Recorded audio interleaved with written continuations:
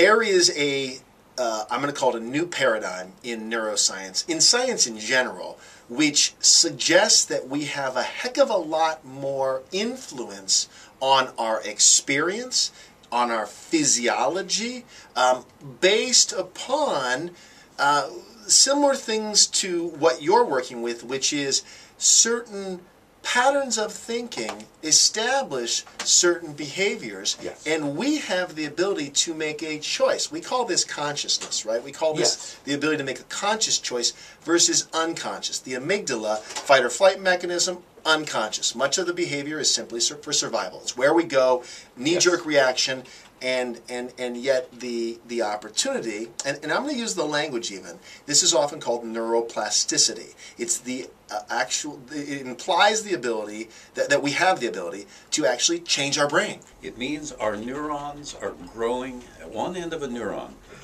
I want you to imagine this stem, kind of like a tree. And on one end of the tree you have these little branches coming off and leaves growing on it. And those are axons. And from the tip of those leaves come all the different neurochemicals that communicate to other neurons. At the other end of this tree is the roots. And there can be 10,000 of these little tiny roots, and we call those dendrites.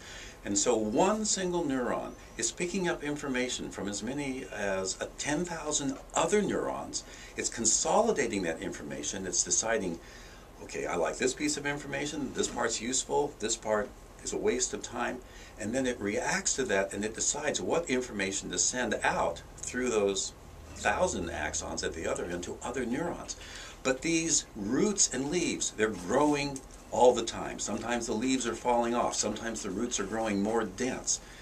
Your brain is reconnecting every hour. It's a different connection. It's a whole different experience. Right, and what it's sending out, now I'm wandering again into your territory, it isn't necessarily mine, but this is my understanding of it, is these neurotransmitters, these messages, ligands, they're neurochemicals. Neurochemicals. Let's keep it simple. All right, very good, thank you. Woo!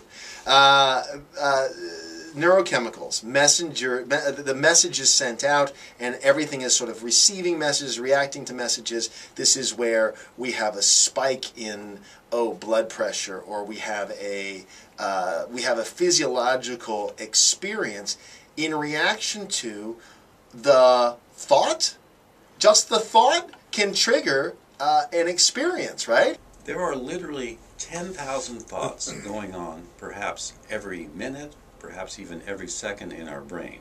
And consciousness is just like the head of a pin inside of our entire brain. So we're only aware of 1/1000th of the amount of thought that's going on at any one time.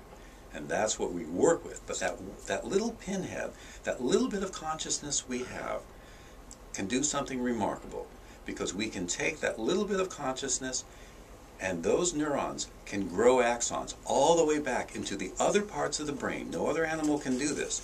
And that's why we can take a single piece of imagination and we can change behaviors that have been built into our brains for millions of years.